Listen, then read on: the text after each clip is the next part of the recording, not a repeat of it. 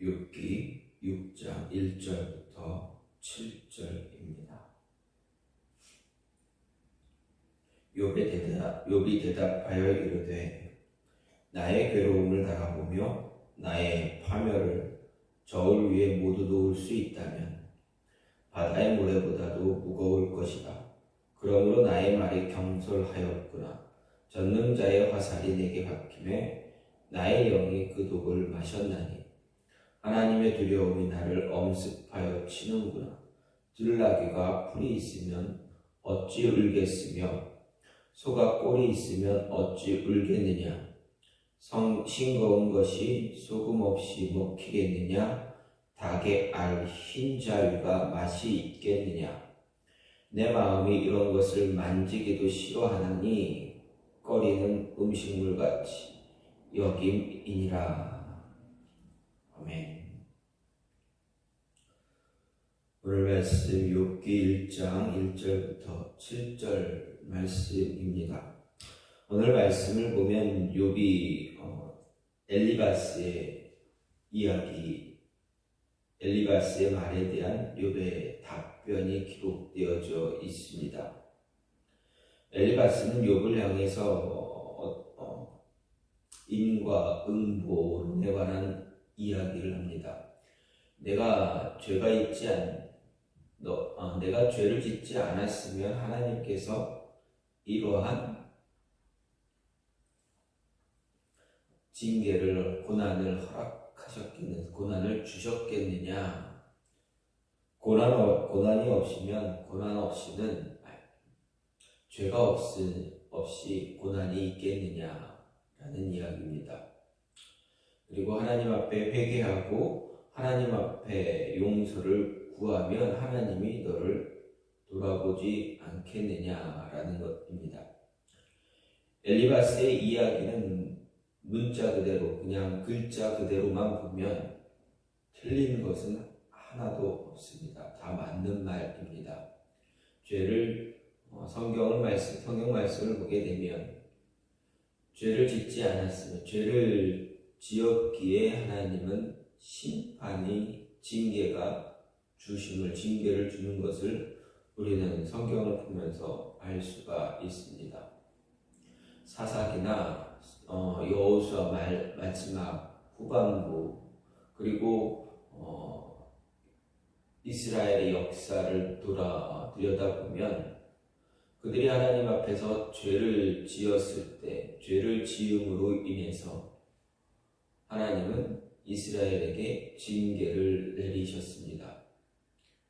이런 성경의 모든 말씀을 보면서 생각을 해보면 엘리바스의 이야기는 하나도 틀린 것이 없습니다. 죄 때문에, 죄를 지어서 하나님을 배반하거나 하나님 앞에서 죄를 지었기 때문에 하나님은 고난을 허락하셨고, 그 징계를 통해서,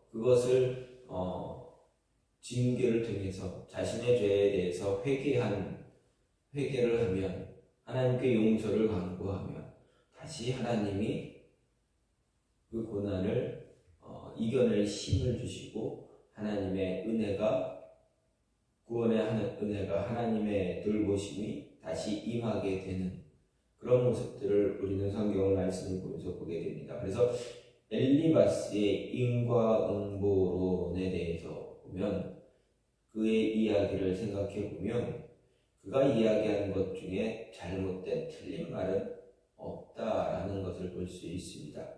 그런데 생각을 해보면 욥의 입장을 보게 되면 어떻습니까? 욥의 상황은 매우 특이한 상황입니다.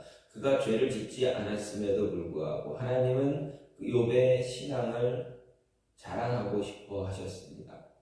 그때 사단은 뭐라 이야기합니까? 하나님이 많이 주시니까 그런 거 아닙니까? 하나님을 충동합니다. 그런 모습에서 사단과 하나님과의 어떤 대화 가운데 하나님은 잠시 욥에게 고난을 허락하십니다. 그 허락을 받아 사단은 욥을 시험합니다. 그러나 욥은 무너지지 않습니다. 욥을 시험하는 사단의 이 모습, 아주 특이한 상황입니다. 죄를 짓지 않았음에도 불구하고 고통을 당해야 하는 욥의 상황. 엘리바스는 이 상황을 알지 못하기에 욥에게 인과응보론에 대해서 강조합니다. 이런 엘리바스의 모습, 이야기, 엘리바스의 변론, 엘리바스의 태도에 대해서 욥이 그의 이야기를 다 듣고 난 뒤 이제 대답을 합니다. 그 대답하는 가운데 첫 번째 부분이 바로 오늘 말씀입니다. 그래서 오늘 말씀을 보면 욥은 자신이 친구들이 듣기에 경솔하게 들리는 탄식을 할 수밖에 없었던 이유를 1절부터 4절에서 제시를 하고 있습니다. 즉 자기에게 임한 재앙의 무게를 달아보면 바다의 모래보다 무거울 것이라 함으로써 자신이 친구들이 듣기 경솔하게 들리는 탄식을 하게 된 것이 견딜 수 없는 극심한 고통에서 비롯되고 있다라는 것을 이야기합니다. 여러분, 욥의 고통을 보십시오. 한순간에 한날에 자녀들 모두 잃어버립니다. 재산도 모두 다 잃어버립니다. 그리고 온몸에 악창이 나서 도저히 손으로 긁을 수 없어서 기왓장으로 긁는 모습입니다. 여러분 생각해 보십시오. 이러한 고통이 결코 말로 어떤 것으로 표현할 수 있는가? 이러한 고통을 당하면서 하나님께 탄식하는 이 모습이 과연 그 모습이 과연 경솔한 모습인가 하는 것입니다. 상황을 모르는 친구들 엘리바스였다 보니 그렇게 이야기할 수 있고, 그래서 욥은 그에 대한 이야기 답을 주고 있는 것입니다. 그리고 자신에게 임한 고통에 대해서는 하나님께서 욥 자신을 관역으로 삼아 쏜 독 묻은 화살로 묘사함으로써 그 고통이 이해할 수 없고 갑작스럽고 감당할 수 없다라는 것을 이야기하고 있습니다. 이런 욥의 답변은 욥 자신의 고난 자체의 무게와 이해할 수 없는 재앙을 갑자기 당한 자신의 처지를 전혀 고려하지 않는 엘리바스의 충고가 허황되고 무의미한 것이다 라고 지적하고 있다 할 수 있습니다. 또 욥은 계속해서 자신의 탄식의 정당성을 주장하는데, 나귀와 소가 우는데도 다 타당한 이유가 있듯이 나의 탄식에도 그만한 이유가 있다 이야기합니다. 즉 자신은 엘리바스의 주장대로 죄 때문에 재앙을 당해서 고통당하는 것이 아니라는 사실은 재앙을 당할 만한 이유가 없음에도 불구하고 이 재난, 고난을 당하고 그로 인해서 고통이 너무 크기 때문에 낙이나 소가 먹이가 없어 본능적으로 우는 것처럼 자신도 본능적으로 부르짖어 탄식하고 있다라는 것이고, 그것이 자신을 비난하는 근거가 될 수 없다라고 이야기합니다. 특히 6절, 7절의 말은 엘리바스가 자신을 향해서 당면한 고난으로 불평한 것이 아니라 거기에 순복할 것을 촉구한 데 대해서 고난이라는 것이 미소를 지으며 마치 맛있는 음식을 먹듯이 즐길 수 있는 것이 아니라는 의미의 말입니다. 우리 이런 욥의 답변을 보면서 그가 당한 고통을 견디지 못해서 탄식할 수밖에 없었던 자신을 위로하고 동정하는 대신에 현세적이고 기계적인 그런 응과 응보론의 근거에서 그의 고난의 원인을 죄로 규정한 제 자신을 정죄하는, 회개를 이야기하는 엘리바스의 변론을 듣고 감정이 매우 격분되었다라는 것을 알 수가 있습니다. 또 욥의 고통이 얼마나 심각한 것이었나 조금은 짐작을 할 수가 있습니다. 사실 누구라도 알 수 없는 이유로 욥과 같은 이런 심각한 재앙을 당한다면 이보다 더한 탄식을 할 수가 있다라는 것입니다. 또한 자신의 처지를 위로하고 동정해 줄 것으로 기대한 사람으로부터 엘리바스와 같은 말을 듣는다면 욥과 같이 반박할 수밖에 없다라는 것입니다. 하지만 욥의 반박에는 신앙적으로 볼 때 상당한 위험성도 존재할 수도 있다는 이야기입니다. 왜냐하면 탄식이 지나친 정당성을 주장함으로 자기에게 고난을 허락하신 하나님을 불의한 분으로 몰아갈 수 있기 때문입니다. 하지만 우리는 하나님의 행위에 대해 결코 판단할 자격이 없기에 하나님의 어떤 일하심을 불의한 것으로 말할 수는 더더욱 없다라는 것입니다. 따라서 이런 모습을 보면서 욥은 친구들로부터 비난받을 여지가 있기도 하는 그런 어떤 실마리를 제공하기도 한다라는 이야기입니다. 어쨌든 오늘 말씀을 보면서 생각해 볼 수 있는 것은 우리의 유일한 위로자는 예수님밖에 없다라는 것입니다. 엘리바스의 1차 변론에 대한 욥의 대답, 나의 부단을 바라보며 나의 모든 재앙을 저울에 둘 수 있으며 나의 괴로움을 바라보며 나의 파멸을 저울 위에 모두 놓을 수 있다면 이라는 말로 시작합니다. 이와 같은 말의 의미는 비록 엘리바스가 자기를 위해 주는 말을 하고 자신이 당하는 고난을 이해하는 것처럼 말하지만 실상 그는 자신의 마음의 고통, 분노, 실제 재앙의 강도를 전혀 모르고 있다라고 이야기합니다. 이 욥기를 읽는 우리는 이와 같은 욥의 말에 쉽게 반박할 수가 없습니다. 왜냐하면 우리가 살아가면서 사실은 욥이 느끼고 있는 이런 느낌을 경험할 때가 종종 있기 때문입니다. 사람들의 이해란 아무리 자기 딴에 이해한다 해도 피상적인 경우가 많습니다. 이해한다, 그래 너의 상황, 너의 처지 다 이해하면서 이해한다고 하면서 말하는 그러한 이야기들 어떻게 보면 이해를 못하고 그냥 글자 그대로만 정말 마음 깊숙이 그것을 다 품어줄 수 없는 그런 상황임에도 불구하고 말로 품을 수 있다라고 이야기하는 것과 같기 때문입니다. 사람들의 이해란 아무리 자기 딴에 이해한다 해도 피상적인 경우가 많습니다.